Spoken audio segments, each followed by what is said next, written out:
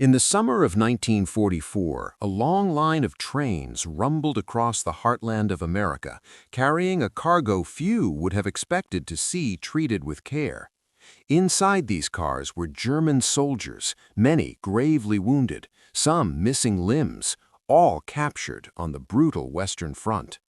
For months, they had fought under a regime that glorified strength and punished weakness, a world where the disabled were hidden, shamed, or discarded.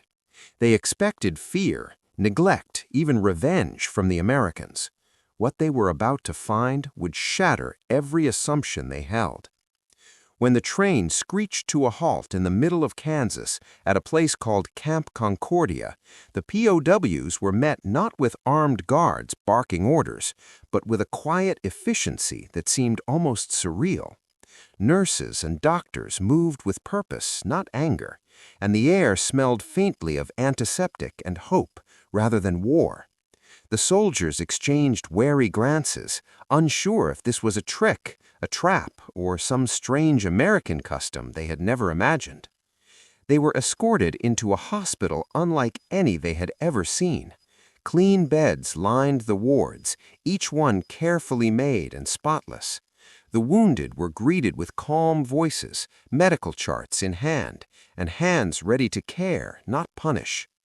Amputees were fitted for prosthetic limbs, handcrafted with astonishing precision.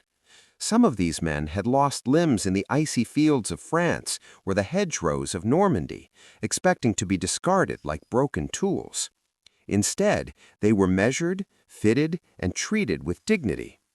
The POWs quickly noticed another striking contrast. Alongside them, American veterans, men who had fought on their side in a different war, many with similar injuries, were also being cared for, honored for their sacrifices, and encouraged to recover and return to life. To men who had been raised to believe that disability was shameful, that weakness was a crime, the sight was disorienting, even scandalous. How could enemies be treated this way? How could a nation embrace its broken warriors without fear or resentment? Whispers began to ripple through the wards. "Why are they helping us?" a soldier muttered, almost afraid to speak it aloud. Some stared in disbelief at the handcrafted prosthetics, marveling at the ingenuity and care put into restoring what they had thought was lost forever. For many, this was the first time they had been shown empathy outside of their own ranks, and it was a revelation they could scarcely comprehend. As the hours passed, the hospital routine unfolded with the steady rhythm of healing. Meals were served with attention to individual needs, beds were kept impeccably clean, and the wounded were encouraged to engage in rehabilitation exercises designed to restore not just strength, but a sense of purpose. The soldiers began to notice small details, the soft tone of the nurses' voices, the way the doctors explained procedures, the way the Americans treated each patient with equal care regardless of uniform or nationality. It was as if the rules of war had been suspended within these walls. By the end of the first day, the POWs had started to confront something they had never encountered before. A humanity they had been told did not exist in their enemies. The very concept of being treated as a human being rather than a disposable soldier was both exhilarating and terrifying. Each man carried the seed of a question in his mind. Could it be possible that the world they had been taught to hate could also teach them mercy? And so, the first hours at Camp Concordia planted a quiet, powerful doubt in the minds of men who had been trained to believe that weakness deserved punishment. They would soon discover that this doubt would grow into a profound, life-changing understanding, one that would stay with them long after the war had ended. The next day, the POWs began to explore more of the hospital, and the reality of what they had stumbled into became even more astonishing. Everywhere they looked, wounded soldiers were being cared for with precision and compassion. Bandages were changed methodically, infections treated with the latest medical knowledge, and even minor injuries were attended to immediately. For men who had seen comrades left to suffer or die on the battlefield, this attention to detail was almost unbelievable. In one ward, an amputee was being fitted with a prosthetic leg. The craftsman worked with meticulous care, shaping the limb to match the patient's height and gait. The soldier watched silently, a mixture of suspicion and awe on his face. He had expected crude replacements or nothing at all, yet here was a device that would allow him to walk again, perhaps even run.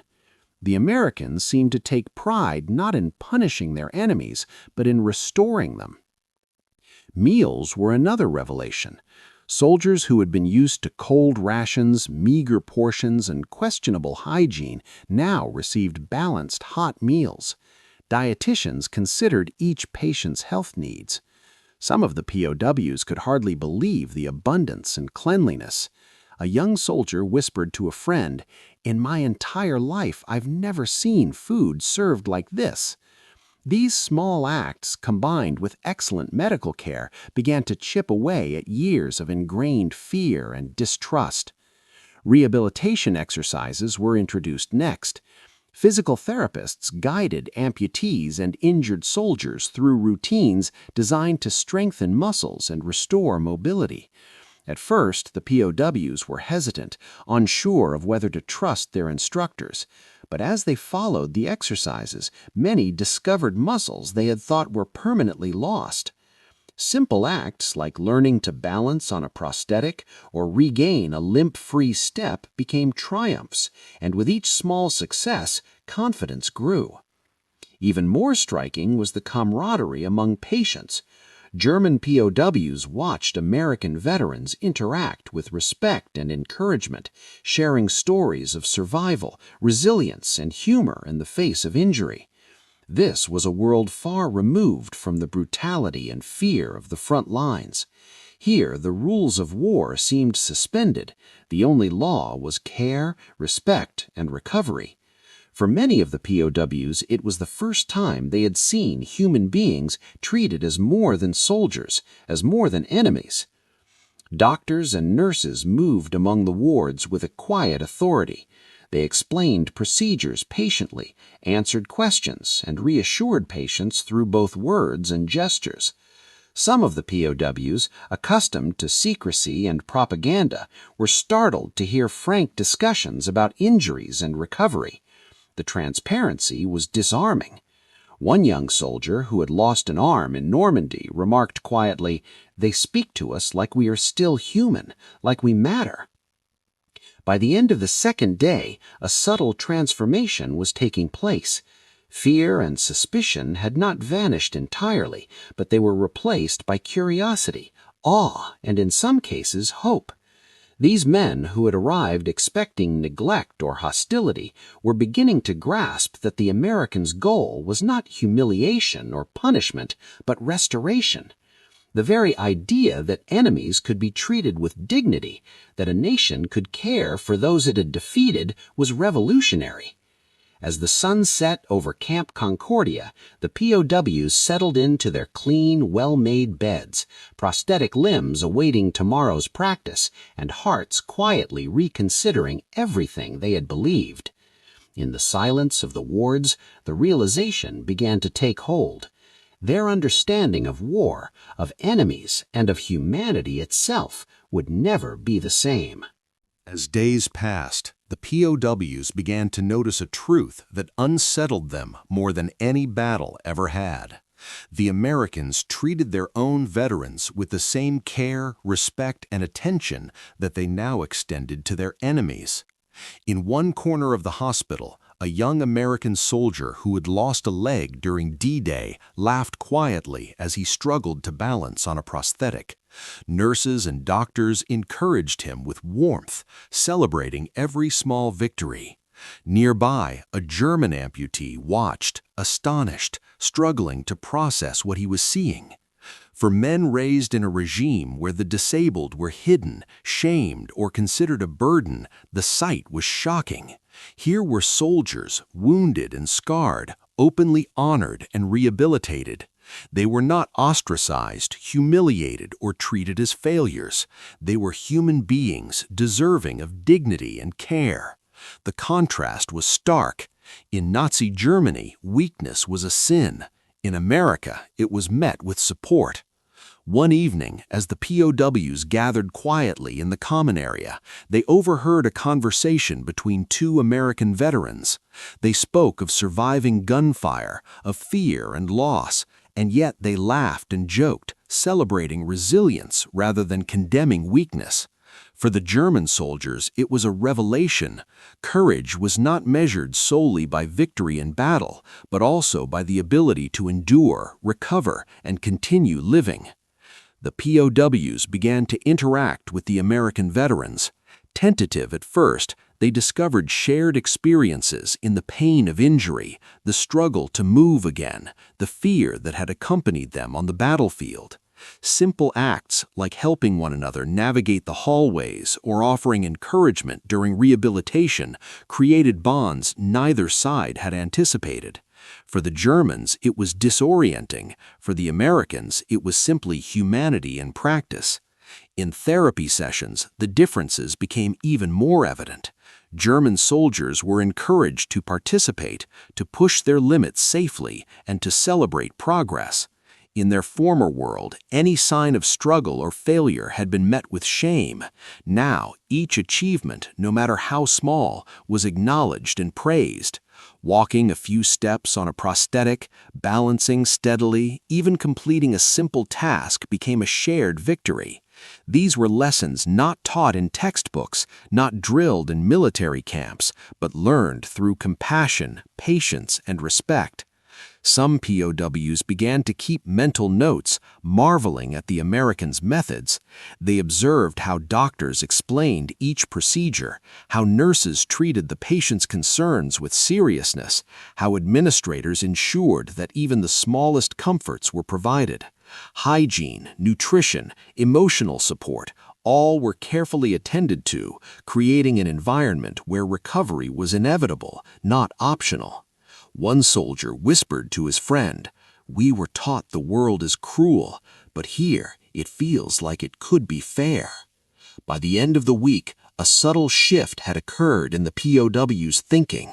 Fear of the unknown was replaced by curiosity, disbelief gave way to admiration, and suspicion slowly softened into tentative trust. Many began to see the Americans not as monsters or invaders, but as a people capable of generosity, compassion, and profound dignity. The lessons they absorbed went far beyond medicine. They were lessons in humanity itself.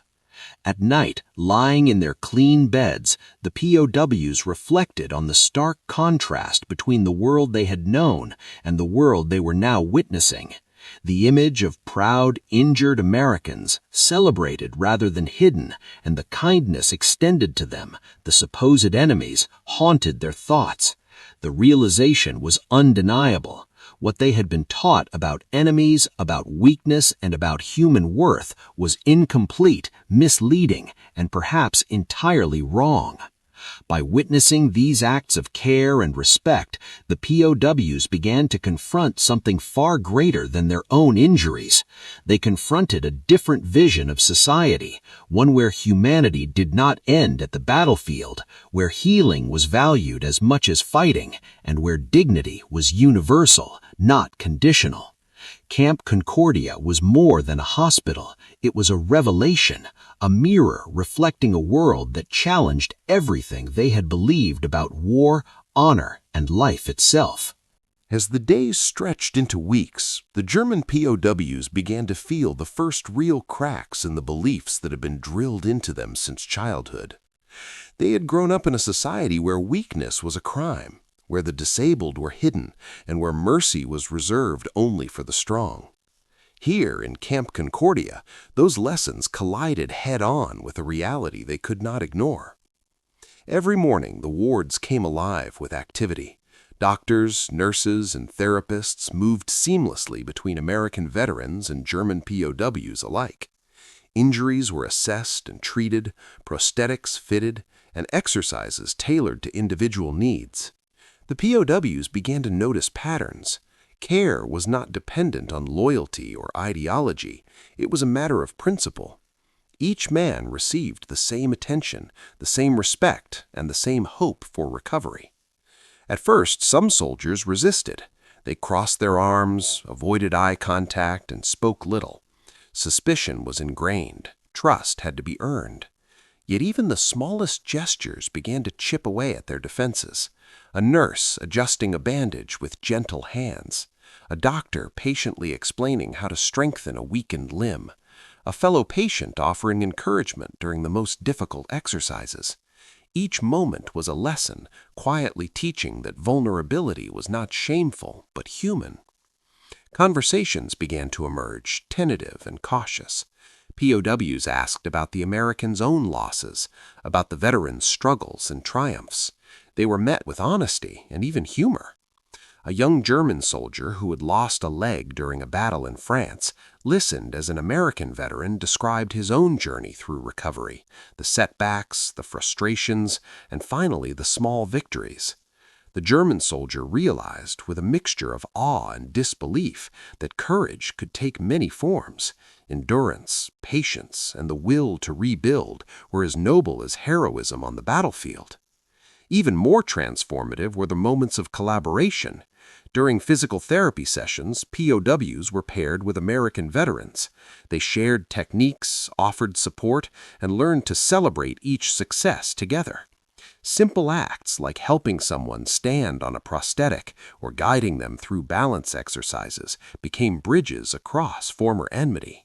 For men who had been taught that enemies were to be destroyed, the experience was both disorienting and illuminating. The POWs also began to internalize something they could not have predicted. The Americans treated disability not as a weakness, but as an opportunity for resilience. Every progress, every regained step was a triumph. They saw that society could embrace its broken, honor them, and help them reclaim purpose. This was a revelation that contrasted sharply with everything they had learned in the Third Reich, where failure was despised and human value was conditional. Small acts of kindness had profound effects. A shared laugh over a minor mistake in therapy, encouragement whispered across a ward, or a nurse patiently teaching a soldier to use a prosthetic. These moments reshaped perceptions. The POWs began to question the propaganda they had been fed, the rigid rules of strength and shame, and the narratives that had dictated how they should see themselves and others. By the end of the fourth week, many POWs experienced a quiet but undeniable shift. Fear of weakness was replaced by curiosity about capability. Distrust of others was tempered by the observation of consistent care. Cynicism gave way to cautious hope. For the first time, they recognized that the world could be different from what they had been taught, more compassionate, more just, more human. Camp Concordia had done more than heal bodies. It had begun to heal minds. It challenged deep-seated beliefs, reshaped notions of courage and honor, and introduced the POWs to a new, profound understanding of humanity. For these men, the lessons would last long after the prosthetics were mastered, the wounds healed, and the war ended. What they learned here would redefine how they saw themselves, their enemies, and the very concept of human dignity. As the final weeks at Camp Concordia unfolded, the German POWs began to fully grasp the profound impact of what they had experienced. The hospital, the care, the respect, it was no longer a curiosity or a temporary anomaly. It was a revelation that would stay with them for the rest of their lives. The lessons they had absorbed went far beyond medicine. They were lessons about humanity, morality, and the possibility of change. The POWs watched as American veterans, many of whom had suffered injuries similar to their own, were reintegrated into society with pride and recognition. These men were not hidden away. They were celebrated, supported, and encouraged to reclaim their lives. Seeing this, the German soldiers began to understand a truth that had been impossible in their former world. Strength was not measured only by physical prowess or battlefield victories, but also by resilience, courage to recover, and the ability to live with dignity. Interactions between the POWs and the Americans became more personal and meaningful. Shared stories of battle, loss, and recovery created bonds that transcended language and former allegiances. A German soldier who had once believed the Americans to be ruthless invaders now found himself laughing with them over shared frustrations in rehabilitation exercises. The hospital had become more than a place of healing. It had become a space where old prejudices were challenged, where empathy was taught, and where the walls of enmity began to crumble. Prosthetic limbs, physical therapy, and medical care were only part of the transformation. The more subtle lessons were in the small gestures: a nurse offering reassurance after a painful procedure, a doctor patiently explaining the next step in recovery, an American veteran applauding a German POW's first successful step on a prosthetic. These moments communicated a radical idea: that every human life had value, regardless of nationality, allegiance, or past actions. Many POWs began to reflect on their own societies and the rigid doctrines they had been taught. They questioned the propaganda that had told them the disabled were worthless, the enemy was irredeemable, and compassion was weakness. In Camp Concordia, they had seen that true courage included empathy, mercy, and care for those in need. The realization was life-changing. Some soldiers quietly admitted that they could never unsee what they had witnessed, that their minds had been opened to possibilities they had never imagined. As their time at the camp drew to a close, POWs faced a mixture of emotions. Relief at leaving was tempered by sorrow at parting from the Americans who had taught them these lessons. Gratitude was mingled with disbelief, pride with humility. Each man carried home not just memories of medical care or prosthetic limbs, but an understanding that humanity could transcend war, that enemies could be treated with dignity, and that personal transformation was possible even in the aftermath of conflict. The final days were filled with quiet reflection. Soldiers practiced walking, shared laughter, and exchanged parting words. Some wrote letters they would never send, trying to capture the profound change that had taken place within them. Others simply watched the sun set over the camp, feeling for the first time that the world they had known could be different, better, kinder, more human. When the POWs finally departed Camp Concordia, they left not only a hospital behind, but also a worldview transformed. They had witnessed care for enemies, respect for the disabled, and the power of compassion in a way that was unimaginable in their former lives. For many, the experience would shape their values and actions long after returning home, planting seeds of empathy, understanding, and hope in a world that had been defined by destruction and hatred. The story of Camp Concordia stands as a testament to the idea that even in war, humanity can prevail. For the men who arrived as weary, injured prisoners, it became a place of revelation, a place where the true strength of a nation and of human beings was measured not in weapons or victories, but in mercy, dignity, and the capacity to heal. They left changed forever, carrying a lesson that no battlefield could teach, that the measure of a society and of a person lies in how it treats its weakest, its wounded, and even its enemies.